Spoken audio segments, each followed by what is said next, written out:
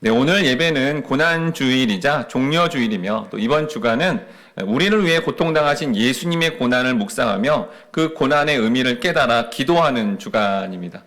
오늘 특별히 본문은 요한복음의 말씀으로 여러분 우리는 복음서가 4개가 있는데요. 마태, 마가, 누가 요 세 복음서는 공간복음이라고 합니다. 거의 비슷한 논조로 썼다라는 거죠. 근데 이 요한복음은 가장 늦게 작성됐는데 이 공간복음의 시각과 다른 측면으로 그렇게 저자 요한이 작성했다라는 거예요.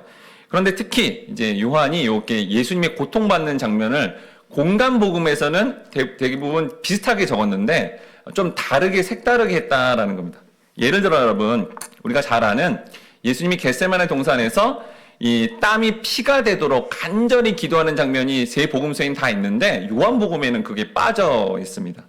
또한 이제 하나님께 기도하는 가운데 하나님 이 잔을 옮겨 주시옵소서라는 그 기도문도 세 복음서에 있는데 요한복음에는 빠져 있다는 거예요. 또한 하나님 앞에 어찌하여 나를 버리시나이까라는 이런 어떤 처절한 어떤 호소 같은 것들이 요한복음에는 유독 다 빠져 있다라는 겁니다. 이 저자 요한은 공간복음과 달리 요한복음에서는 이 예수님의 고난에 대해서 우리에게 마치 새로운 시각을 가져야 된다. 그 고난에 참여하는 게 이런 거다라는 것을 우리에게 알려주고 있고 그 새로운 시각은 뭐냐면요, 여러분 바로 복음의 핵심을 예수님이 고통을 받는데 그 고통 가운데 주변 인물들이 있지 않습니까? 오늘도 이제 제자가 나오고 또 뭐 이런 어떤 무리들이 나오는데 그런 어떤 관련된 사람들의 어떤 반응들이 결국 복음의 길이냐 아닌 길이냐를 명확하게 너희가 알아야 된다라고 이 저자 요한은 우리에게 이런 복음의 핵심을 선포하고 있다라는 겁니다.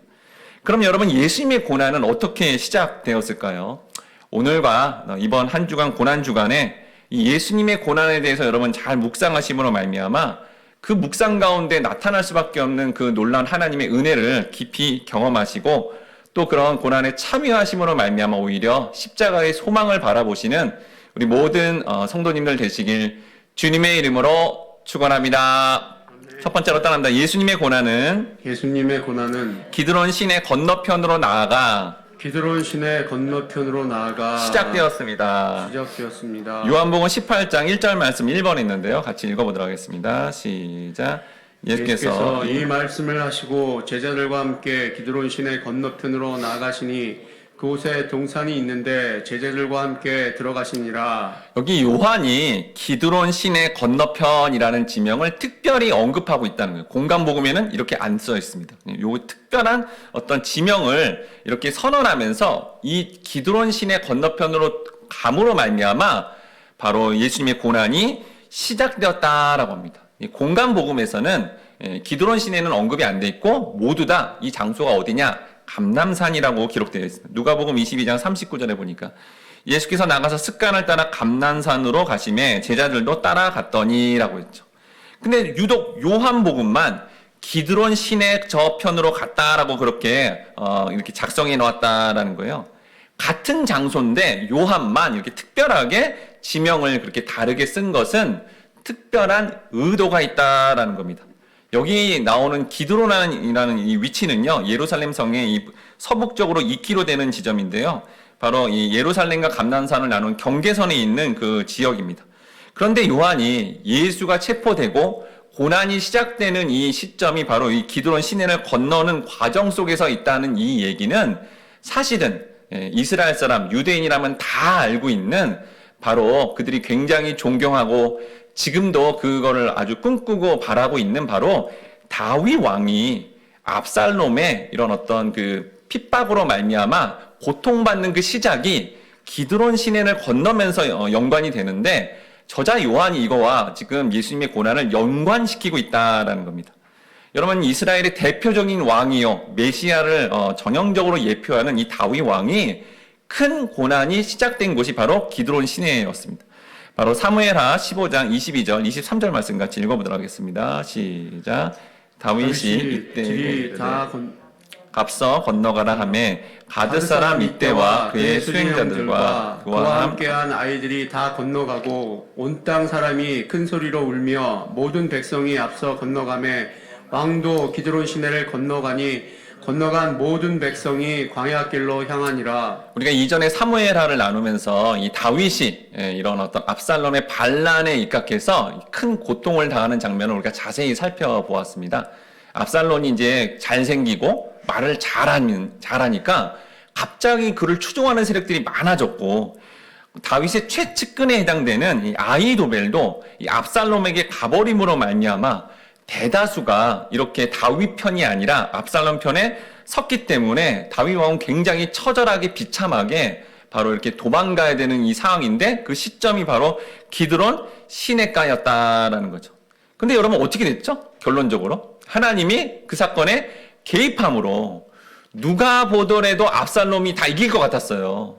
많은 사람들이 글로 가버렸고 대군이 됐으니까. 그렇지만 하나님이 그 책량을 다 무너뜨리고 결국 압살롬도 패배하게 만들었습니다. 그런데 나중에 어떻게 됐죠? 그렇게 반역을 일으킨 압살롬, 이제 머리카락이 나무에 걸리는 바람에 거기서 죽임을 당하게 되고, 또 이렇게 최측근 모사였던 아주 핵심적인 어떤 그런 신하였던 아히도벨도 자신이 딱 봤을 때 질 것 같으니까 목매달아 죽게 됩니다. 근데 이런 장면이, 지금 목매달아 죽는 이 장면이 예수님 당시에도 바로 비참한 결과로 나타납니다. 마태복음 27장 5절에 유다가 은을 성소에 던져 넣고 물러가서 스스로 목매어 죽은지라. 즉 지금 다윗 사건과 예수님 사건이 이렇게 다 연관이 돼 있다라는 것을 보여주고 있다라는 거죠. 여러분 뭘 보여주고 있는 거죠? 자, 이게 아주 비참하게 이렇게 죽음을 맞이한 게 어떤 역사 속에서 한 개인이 크게 잘못해서 죽었다라는 걸 보여주는 게 아니라, 다윗, 예수라는 하나님이 말씀하시는 그 복음의 길, 십자가의 길을 가지 않는 자의 반대편에 서는 사람은 이런 비참한 최후, 뭡니까? 천국 아닌 영벌로 간다라는 것을 이들의 비참한 어떤 최후를 통해 보여주고 있다라는 겁니다. 이런 비참한 최후를 모르는 유다는 다음과 같이 반응합니다. 요한복음 18장 2절 말씀 같이 읽어보도록 하겠습니다. 시작. 그곳은 가끔 예수께서 제자들과 모이시는 곳이므로 예수를 파는 유다도 그곳을 알더라. 여러분, 가룟 유다는 어떤 사람입니까? 예수님이 특별히 선택한 12명 중에 안에 들어간 사람이고요. 예수 공동체 안에서 먹고 자고 또 하나님 말씀을 직접적으로 3년 동안 직접적으로 들었기 때문에 사실은 누구의 편에 서야 되죠? 예수의 편에 서야 되는 겁니다. 그런데 왜 여러분 가룟 유다가 배반을 했을까요? 왜 배반을 했을까요? 왜냐하면 당시 대제사장, 서기관 이런 장로들이 시대적 실세였습니다. 로마한테도 인정받아가지고 권세가 있었고요. 돈이 많았다라는 거죠. 유다가 생각을 해봤어요. 예수를 쫓아가면 예수가 왕이 되겠지? 그럼 나는 장관, 총리 되겠지? 이런 생각으로 계속 지켜봤는데 가면 갈수록 예수를 바라볼수록 어떤 거죠? 권세는커녕 이 사람을 따라다녔다가는 나는 정말 망하겠구나. 무슨 권세는커녕 더 가난해지고 더 힘들어지겠구나. 고생길이 훤하구나 라는 생각에 어떻게 해요? 자기가 봐서 시대적 실세인 대제사장 그리고 서기관 이들한테 붙어서 그들이 가지고 있는 권세를 누리고 보이는 어떤 돈과 그런 것들을 누리고자 배반했다라는 거예요. 여러분 오늘날에도 예수님을 통해 내가 여전히 보이는 권세와 물질과 세상이 추구하는 대로 그거를 얻을 거라고 생각하면서 그 예수를 쫓고 있다면 가룟 유다와 똑같은 생각을 가졌기 때문에 나중에 결정적일 때 예수의 손보다는 세상의 손을 잡을 수 있다라는 거예요. 근데 안타깝게도 이 물질주의가 너무 팽배하자 교회 안에 기복주의를 비롯해서 가룟 유다가 추구했던 그런 물질주의를 추구하는 것들이 너무 많아져서 사실은 우리가 대부분이 꼭 예수를 배반하는 가룟 유다의 길을 가는 것 같은데, 그런데 예수가 그렇게 가룟 유다의 길, 세상에 보이는 힘과 권세와 어떤 물질을 추구할 수밖에 없는 우리들 때문에 이런 고통의 시작, 십자가의 길을 갔다라는 것을 깨달아 자신을 돌이켜서 이후에 회개한 어떤 예수의 제자들처럼 회개하고 다시 돌아가야 된다라는 것을 우리 본문의 말씀을 통해 깨달아야 된다라는 겁니다. 마가복음 14장 44절에서 46절 말씀 같이 읽어보도록 하겠습니다. 시작. 예수를 파는 자가 이미 그들과 군호를 짜 이르되 내가 입맞추는 자가 그이니 그를 잡아 단단히 끌어가라 하였는지라. 이에 와서 곧 예수께 나와 랍비여 하고 입을 맞추니 그들이 예수께 손을 대어 잡거늘. 여러분, 예수님을 잡으려는 자들이 지금처럼 뭐 범인 몽따주가 있거나 무슨 사진이 없기 때문에 누가 누군지 모르는 거예요. 그러니까 이 아주 간악한, 예수를 분명히 이렇게 쫓아갔고 스승이었는데도 불구하고 이 배반을 해버리니까 내가 예수가 누군지를 알려주겠다고. 어떤 방법으로 했냐면 주님과 입을 맞추는 걸로 했다라는 겁니다. 근데 유대의 이 풍습상 이제 남자끼리도 입을 맞춘다는 게 너는 내 사랑하는 자다라는 그런 표시거든요. 아주 친밀한 표현을 하면서도 예수를 넘겨버리는 참으로 참 잔인한 모습을, 이 유다의 모습을 통해 보여주었다라는 겁니다. 왜 유다가 이렇게 자꾸 이런 식으로 반응해요? 내가 이런 시대적 실세인 대제사장 편에 붙으면 승리할 줄 알았거든요. 그 시대적 실세에 붙으면 그 힘과 권세 때문에 더 부유해지고 더 좋은 것을 얻을 줄 알았으나 결국 어떻게 돼요? 비참하게 죽은 자가 되었다라는 겁니다. 천하를 호령하던 다윗이 갑자기 세력이 줄어들고 압살롬의 세력이 점차 많아지니까 그 사람들이, 그 측근들이 어떻게 해요? 글로 다 넘어가서 누구도 다윗이 승리할 줄 몰랐습니다. 그냥 눈으로 봐도 다윗은 다 진 거야. 이 다윗 시대는 이제 완전히 끝났어. 이렇게 생각했죠. 그런데 누가 개입해요? 하나님이 개입하시자 기드론 시내를 건너서 큰 고난의 자리로 내려갔지만 다윗이 어떻게 해요? 최후에는 역사적으로 보니까 승리했다라는 겁니다. 그래서 저자 요한이 이걸 보여주는 거예요.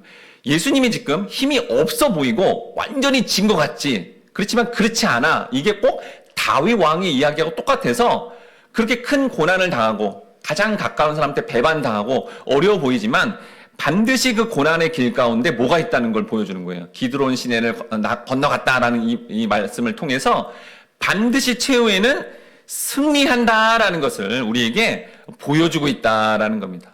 그런 측면에서 우리도 이 예수님의 길을 가는 데 있어서 혹 고난이 임하더라도 그 다윗이 간 길, 예수님이 가신 길처럼 우리도 반드시 최후에는 승리를 얻을 거다라는 것을 우리가 기억해야 되고요. 그 길을 위해서는 반드시 어떤 길을 가야 돼요? 우리가 십자가의 길, 고난이 하나님의 역사 가운데 우리에게 주어진다라는 것을 보게 된다라는 겁니다. 성도가 이런 고난의 길을 반드시 가야 된다는 것을 가장 잘 보여준 성경은 바로 욥기입니다. 욥기 1장 18절에서 19절 말씀 3번 있는데 같이 읽어보도록 하겠습니다. 시작.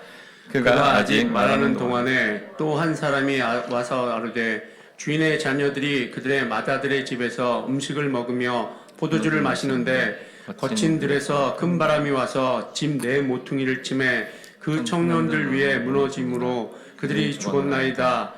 나만 홀로 패하였으므로 주인께 아뢰러 왔나이다 한지라. 여러분, 욥의 자녀들이 한날 자연재해로 죽어버렸습니다. 그리고 욥이 가졌던 그런 수많은 재산들이 갑자기 이방인들이 쳐들어와서 다 가축들을 데려감으로 많은 물질적 손해를 보았습니다. 근데 이때 욥이 이 고난에 대해서 놀랍게도 자기의 죄가 있나라고 이렇게 돌아봤어요. 근데 자기 죄가 없는 거예요. 근데도 이 고난이 임했다라는 거예요. 여러분, 욥에게 왜 이러한 비참한 고난이 왜 시작되었을까요? 욥기 1장 8절에서 9절 말씀 같이 읽어보도록 하겠습니다. 시작. 여호와께서 사탄에게 이르시되 내가 내 종 욥을 주의하여 보았느냐. 그와 같이 온전하고 정직하여 하나님을 경외하며 악에서 떠난 자는 세상에 없느니라. 사탄이 여호와께 대답하여 이르되 욥이 어찌 까닭없이 하나님을 경외하리까. 여러분, 욥이 고난을 극심히 당한 이유는 바로 하나님께서 사탄에게 욥을 자랑했기 때문이에요. 그런데 놀랍게도 이거를 욥에게 알려주지 않습니다. 그러니까 우리의 삶에 원인 없는 이런 어떤 고난이 주어지게 된다라는 것을 욥기의 욥을 통해서 우리가 보여지게 된다는 거죠. 그럼 여러분, 왜 하나님이 우리에게 이렇게 원인도 모를 고난을 우리에게 이렇게 허락하실까요? 왜 허락하냐면요. 그 과정을 통해 우리의 정체성이, 우리의 존재가 바로 하나님의 백성이다라는 것을 증명하기 위함입니다. 데살로니가 후서 1장 5절 말씀 같이 읽어보도록 하겠습니다. 시작. 너희로 하여금 하나님의 나라에 합당한 자로 여김을 받게 하려 함이니 그 나라를 위하여 너희가 또한 고난을 받느니라. 우리가 하나님 백성이라면 그 예수님이 가신 그 고난의 길을 같이 감으로 말미암아 이 땅에서 그 고난을 같이 경험함으로 말미암아 우리가 바로 세상 사람이 아니라 하나님의 백성이라는 것을 확증하게 된다라는 겁니다. 즉 여러분 쉽게 설명하면 욥이 당하는 이 고난, 성도가 이 땅 가운데 주권적으로 당하는 이 고난은 사실 누구의 고난이냐면 하나님의 고난이고, 이 하나님의 고난이 바로 예수님을 통해 나타나게 되었다라는 거예요. 여러분, 예수님이 원하지 않지만 하나님의 주권적인 구원의 섭리 가운데 그 고난의 길을 가셨기 때문에 우리도 이 말씀을 통해 혹 우리의 삶에도 정말 원인을 모르는 어떤 고난을 겪고 있다면, 이 길이 반드시 필요한 과정이고 우리는 최종적으로 이 과정을 통해 성장하고 승리하게 될 거다라는 것을 인식해야 되고, 예수님이 그런 마음으로 그 길을 가셨다라는 겁니다. 욥은 마치 예수님께서 하나님의 인도하심으로 고난에 들어가는 것을 인식했기 때문에 이런 훌륭한 신앙 고백 같은 고백을 하게 됩니다. 욥기 1장 20절에서 22절 말씀, 우리도 고난이 오면 이런 고백을 해야 되는 건데요. 4번에 있는데 같이 읽어보도록 하겠습니다. 시작. 욥이 일어나 겉옷을 찢고 머리털을 밀고 땅에 엎드려 예배하며 이르되 내가 모태에서 알몸으로 나왔사온즉 또한 알몸으로 돌아가올지라.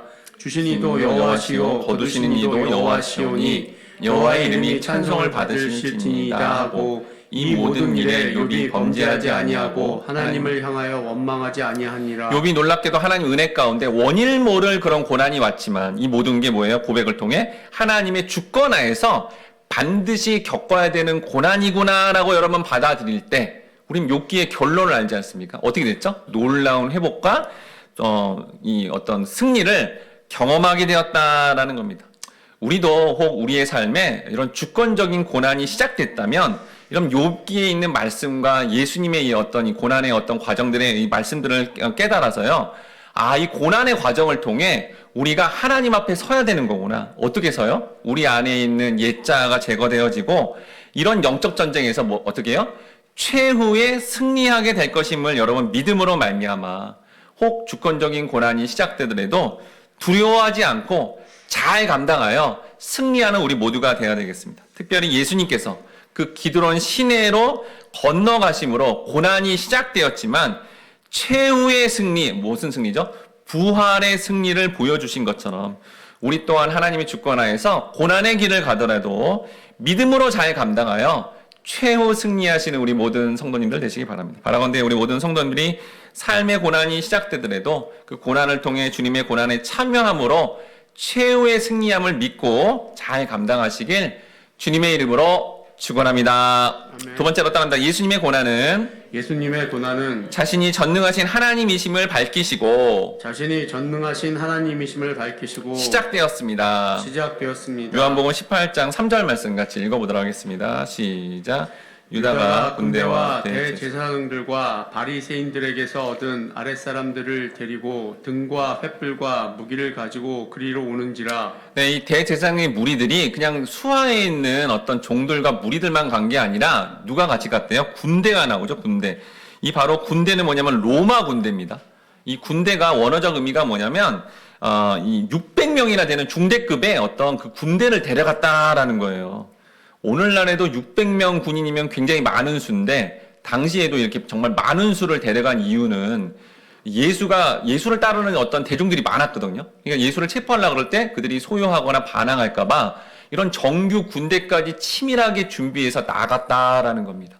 여러분, 이 장면을 통해 우리는 세상과 이 십자가의 길, 하나님의 길이 어떤 건지 보여주죠. 세상은 힘, 그 다음에 이런 숫자, 많아짐 이런 걸로 대항하려고 그러고 예수님은 홀로 그 길을 가는 어떤 모습으로 보여주고 있다라는 거죠. 그때 이렇게 이제 일이 진행됩니다. 요한복음 18장 4절 말씀 6번에 있는데 같이 읽어보도록 하겠습니다. 시작. 예수께서 그 당한 일을 다 아시고 나아가 이르시되 너희가 누구를 찾느냐. 이것도 요한복음에만 나오는 표현이에요. 예수께서 그 당할 일을 다 아신대요. 이건 뭐죠? 전지한 거죠. 전지. 그러니까 전능하신 하나님으로서 이 앞으로 미래 일들을 다 알고 있다는 그거를 굳이 여기 쓰면서 요한이 지금 이렇게 당하고 계신 분이 이렇게 연약해 보이지만 그 예수가 전지한 하나님이시다. 신적 예지 능력을 가져서 이렇게 나간다는 걸 설명하고 있는 겁니다.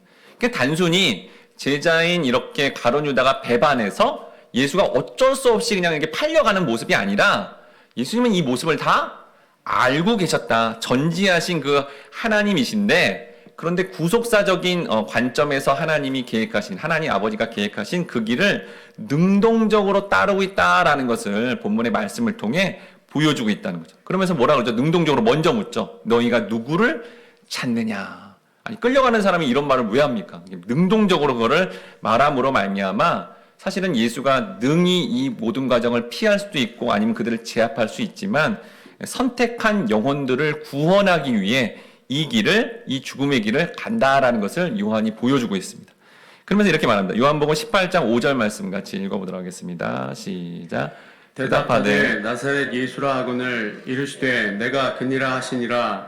그를 파는 유다도 그들과 함께 섰더라. 예, 그들이 이제 예수님이 너희가 누구를 찾냐 그랬더니 나사렛 예수다. 그러니까 뭐라 그래요? 예수님이 내가 그니라라고 돼 있죠. 우리말로는 내가 그니라 돼 있지만 여러분 이 말이 어떤 말이냐면 그 출애굽기에서 이제 모세가 하나님 내가 이렇게 이스라엘 사람들한테 가서 이렇게 출애굽하는데 나오는데 하나님이 이름을 뭐라고 해야 됩니까? 그랬더니 하나님 뭐라 그래요? 나는 스스로 있는 자니라 라는 말이 이 말입니다.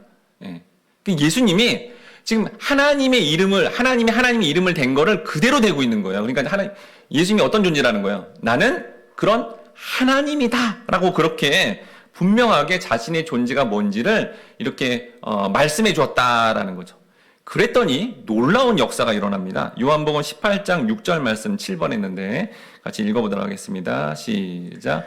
예수께서 그들에게 내가 그니라 하실 때 그들이 물러가서 땅에 엎드려 지는지라. 여러분 이거를 직역하면요. 그들이 뒤로 물러섰다. 그리고 그들이 땅으로 떨어졌다. 이런 뜻이에요. 그러니까 예수님이 내가 그니라 이렇게 딱 했더니 600명이나 되는 정규군 세계 최강의 로마군이었는데 어떻게 땅에 나가 떨어졌다는 거예요. 잠깐 예수님이 어떤 분인지 보여준 겁니다. 여러분 만약에 우리 같았으면 어땠을까요? 예. 예수님 한 번만 딱 하고 잠깐 보여주고 그냥 그대로 끌려가셨거든요. 우리는 어떻게 할까요? 내가 거니라 내가 거니라 내가 거니라 이렇게 몇 번을 하면 어떻게 되죠? 다 나가 떨어질 거 아니에요. 우리는 그럴 거 아닙니까? 여러분 세상에 뭐 슈퍼히어로 힘을 감추지 않습니다. 제가 이게 죽게 되는데 힘을 감춰요? 그런 사람은 없어요. 다 그렇게 하잖아요. 근데 오직 하나님이시니까 분명히 이게 고통의 자리, 죽음의 자리 가도 하나님이시니까 이거를 힘이 있는데도 힘을 드러내지 않는 이 모습으로 간다라는 거죠. 여러분 왜 하나님이 이렇게 힘 있는 모습으로 계속 안 가고 이렇게 하실까요? 왜? 무엇 때문에? 우리의 믿음 때문입니다, 여러분. 여러분 세상처럼 힘이 막 있는 걸로 나를 믿어라. 그게 믿는 거예요? 세상에 힘을 보여준 거를 관찰하고 따라간 거죠.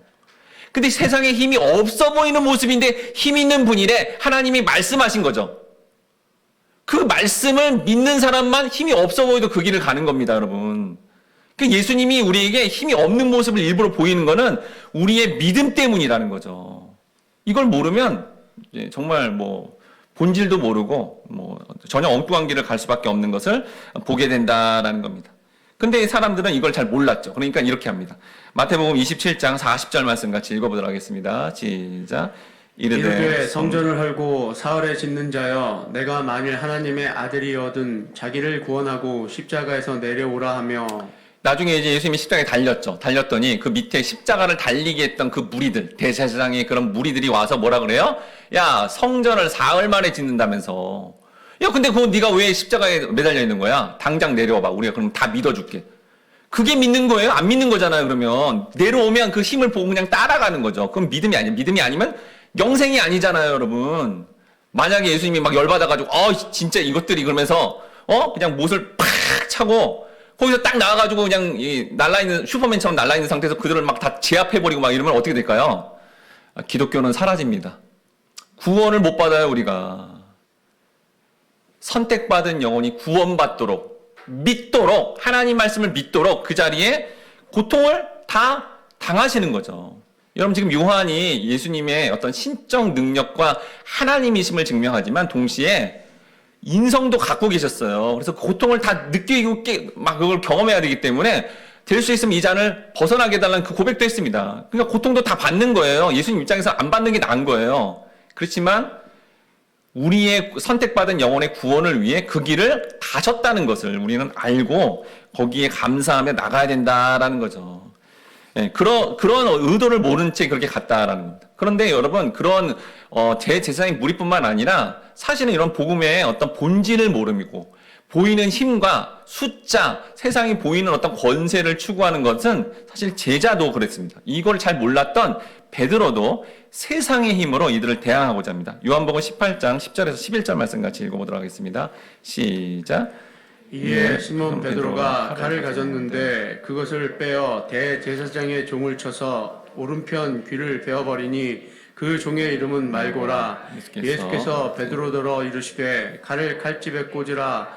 아버지께서 주신 잔을 내가 마시지 아니하겠느냐 하시니라. 그러니 예수님께서 베드로의 검을 휘두르는 걸 막으신 이유는 비폭력주의자, 단순한 폭력을 혐오해서 한 것이 아닙니다.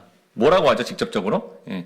아버지께서 주신 잔을 내가 마시지 않겠느냐라는 말씀을 통해 하나님 아버지의 계획, 이런 어떤 연약한 모습으로 와서 죽음을, 우리가 죽어야 되는데 죄인이 우리를 죽이지 않고 예수를 죽임으로 그들을 구원하겠다는 이 하나님 말씀, 하나님의 구도를 모르는 베드로는 아무리 제자여도 그 옆에 있었어도 전혀 엉뚱하게 보이는 또 힘을 추구할 수밖에 없는 그런 연약한 자이고, 그걸 막으시면서 내가 이 길을 가야 너가 살고 선택받은 영혼들이 이 과정을 통해 나를 믿음으로 구원을 받는다라고 하시면서 이를 막으셨다라는 거죠. 그러면서 또다시 예수님은 이렇게 자신이 전능한 하나님이심을 드러내십니다. 마태복음 26장 52절에서 54절 말씀 같이 읽어보도록 하겠습니다. 시작. 이에 예수께서 이르시되 내 칼을 도로 칼집에 꽂으라. 칼을 가지는 자는 다 칼로 망하느니라. 너는 내가 내 아버지께 구하여 지금 12군단 더 되는 천사를 보내시게 할 수 없는 줄로 아느냐.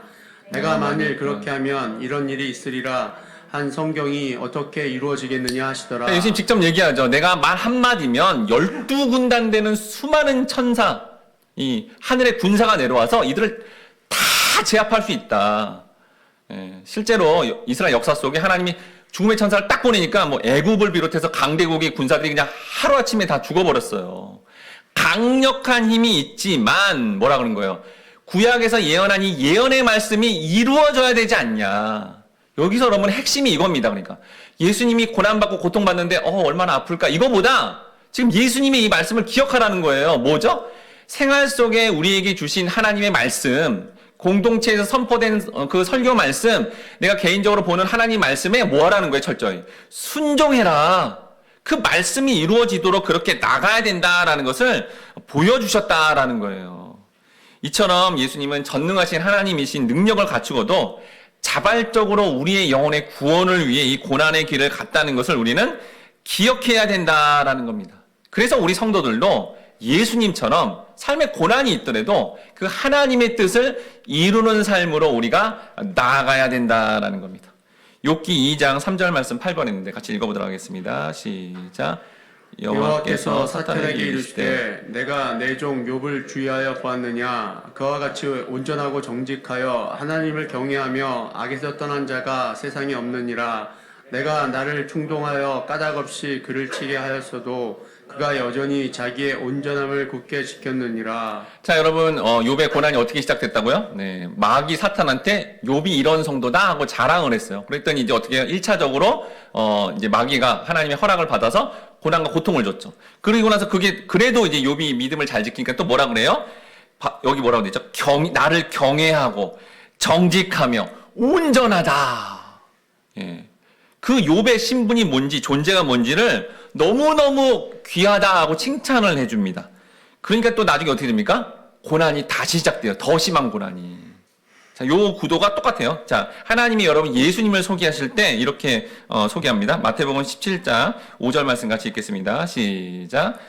말할 때 호련히 빛난 구름이 그들을 덮으며 구름 속에서 소리가 나서 이르시되 이는 내 사랑하는 아들이요 내 기뻐하는 자니 너희는 그의 말을 들으라. 그러면 하나님이 직접 나타나서 예수를 따르는 제자들 앞에 뭐라 그래요? 예수님에 대해서 내 사랑하는 자고 나의 전부가 되는 존재다. 예수가 이렇게 귀한 존재야 라고 소개해줬죠. 아까 욥을 소개해줬죠. 어떻게 됐습니까? 극심한 고통의 자리로 가게 된다라는 거예요. 여러분 이게 두려울 말씀이 아니라 이런 거예요. 예를 들어서 아주 쉽게 얘기하면 여러분 회장님이에요. 회장님 밑에 아들들 딸들이 이렇게 막 자녀들이 많겠죠. 그런데 뭐 조선시대도 그랬죠. 뭐 왕자들 이렇게 막 많잖아요. 근데 뭐 첫째 아들이 아니어도 둘째나 셋째 이게 아주 내 왕위를 이을 만한 거예요. 이 회장의 자리를 뭐 둘째가 잘 이을 것 같은 거예요. 그러면 어떻게 할까요? 첫째를 제끼고 둘째에게 어떻게 합니까? 혹독한 훈련을 시킵니다. 내 후계자야 하는 순간 어떻게 되죠? 그 후계자는 혹독한 훈련의 과정으로 가게 된다라는 거예요. 여러분 예수님의 고난을 통해 이걸 보여준다는 거죠. 예수님의 고난의 시작이 예수님이 하나님이심을 드러냈잖아요. 하나님이 그걸 보여준 거잖아요. 그러면 어떻게 된다고요? 고난의 길을 간다고요. 욥에 대해서 이렇게 욥은 이런 자야 라고 이렇게 소개해 줬잖아요. 이 존재가 어떤 자야? 아주 귀한 존재야.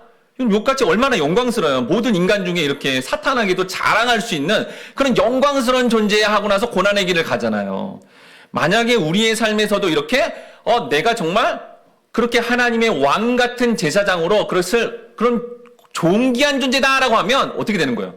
고난의 길을 가는 이 구도로 간다라는 겁니다. 그런데 여러분 이거를 이해하지 못하고 받아들이지 못하면 아무리 이전에 열심히 하나님을 섬겼어도 다음과 같이 반응할 수밖에 없습니다. 욥기 2장 9절 말씀 같이 읽어보도록 하겠습니다. 시작. 그의 아내가 그에게 이르되 당신이 그래도 자기의 온전함을 굳게 지키느냐 하나님을 욕하고 죽으라.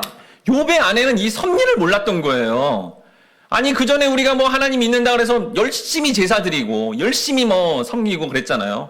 그래가지고 부자 되고 잘 지냈는데 하루아침에 그냥 정말 재산이 다 날아가고 자녀가 다 죽어버리는데 이것도 너무 비참한데 이후에 어떻게 됩니까? 욥의 몸에 악창이 나서 막 이거를 기아장으로 긁을 수밖에 없는 그 비참한 어떤 고통이 눈에 보이니까 그런 하나님 떠나버려. 욕하고 떠나버려. 그러니까 이 존재가 뭔지를 못 깨닫는 자들은 자신의 삶에 이런 고난이 시작되면 하나님을 욕해버리고요. 타 종교로 가든지 그냥 주님을 버려버리게 된다라는 겁니다. 그런데 욥은 하나님의 은혜 가운데 이런 극심한 고통이 와도 자신의 존재가 뭔지를 깨달으니까 다음과 같이 고백합니다.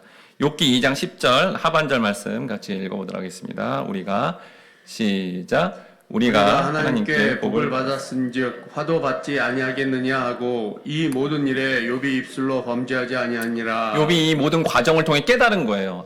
이전에는 원인 없이 하나님이 엄청난 호의, 은혜를 많이 주셨는데 여러분 은혜의 속성이 뭐죠?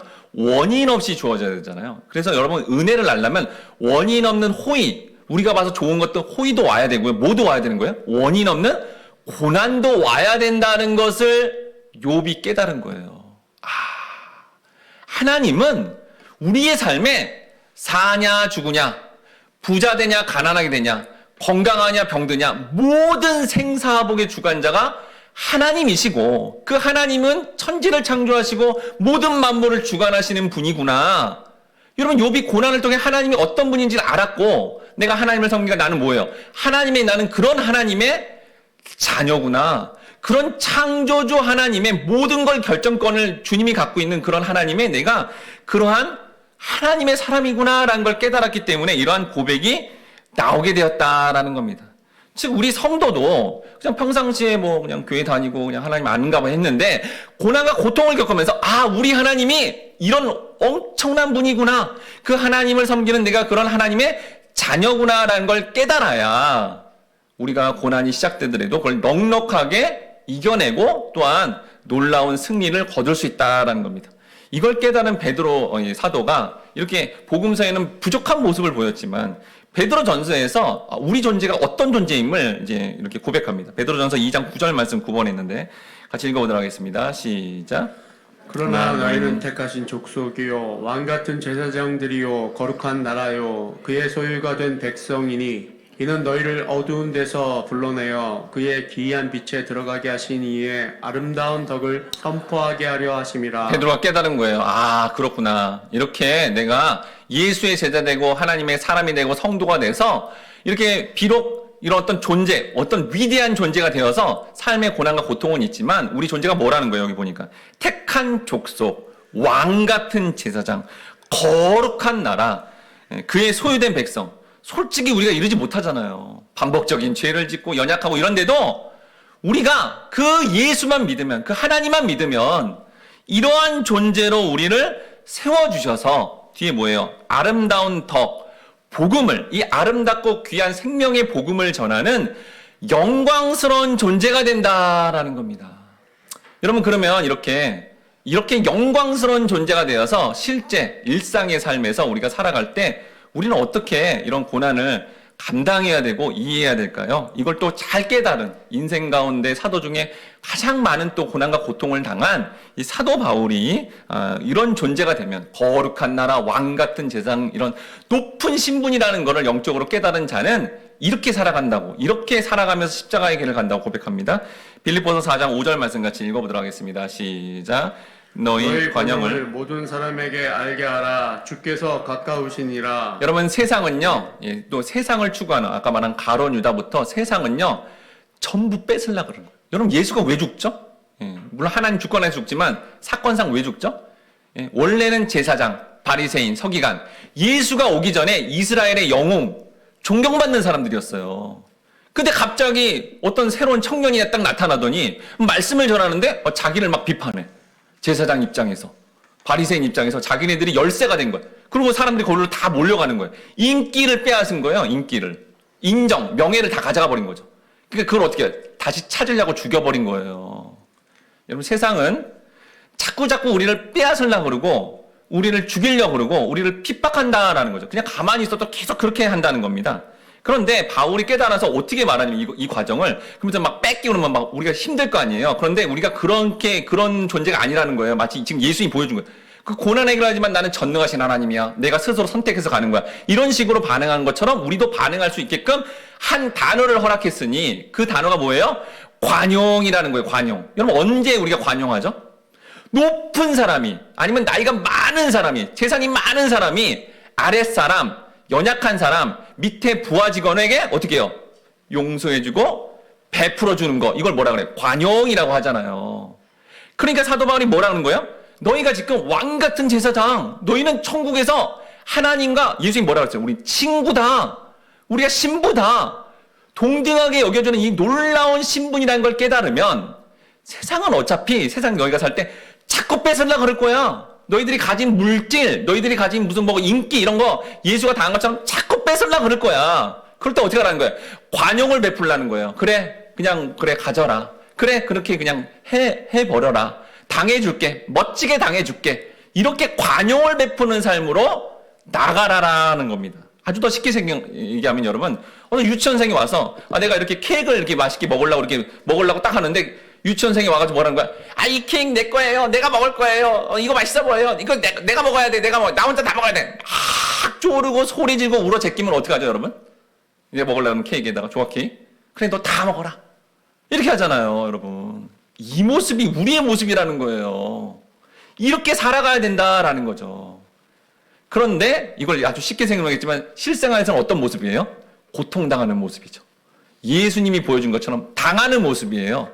이게 바로 십자가의 모습으로 되게 부족해 보이지만 오늘 본문에서 예수가 보여준 것처럼 전능한 하나님인데 말 한마디면 12군단 인간 확 멸망시킬 수 있는데 이 지금 관용처럼 그래 당해줄게 하는 이 모습으로 나아가는 자는 어떤 존재인지 깨달아야, 예수의 여러분 고난의 시작을 통해서도 이걸 우리가 어떤 존재인지 깨달아야 이 모든 과정을 우리가 넉넉하게 고난을 수용하면서 영적으로는 내 존재의 자각과 우리가 하늘 소망으로 살아갈 수 있다라는 겁니다. 오늘 본문에 예수님께서 보여주신 것처럼 하나님이신 그 예수님께서 엄청난 권세와 능력을 선택받은 영혼들의 구원을 위해 스스로 내려놓으시며 희생의 길, 십자가의 길을 가는 것이 고난의 시작이었다는 의미를 알아야 된다라는 겁니다. 또한 다윗 왕이 하나님의 개입하심으로 최후에 승리한 것처럼 마치 예수가 가는 길이 패배자의 모습 같고 성도가 그 길을 똑같이 가기 때문에 세상 사람 보기에, 주변의 사람들 보기에 패배자의 모습 같지만, 그렇지만 말씀을 붙들고 나가는 거기 때문에 기드론 시내를 건너가는 그런 고난의 시작되는 모습 같지만 우리는 최후에 승리한다라는 겁니다. 그래서 우리는 오늘 이후에 이번 한 주간 동안 예수의 고난이 왜 시작됐고 그 고난의 구체적인 의미가 뭔지를 잘 깨달아야 삶 속에 다가오는 어떤 여러 가지 고난 중에도 이 고난을 관용으로 영적인 높은 존재가 이걸 베풀어주는 마음으로 내가 견뎌내야 되고, 그렇게 사는 우리 모두가 최후에 승리할 거다라는 어떤 확신과 믿음으로 살아가 여러분 모두가 어떠한 존재인지 깨달아서 그렇게 반응하며 살아가야 되겠습니다. 우리 이 시간에 메시아이시며 왕 되신 그 죄인된 우리를 위해 그렇게 고통당하시고 또 그 자리로 나아가신 그 예수님을 생각하면서 우리 이 시간 만왕의 왕 함께 찬양하도록 하겠습니다.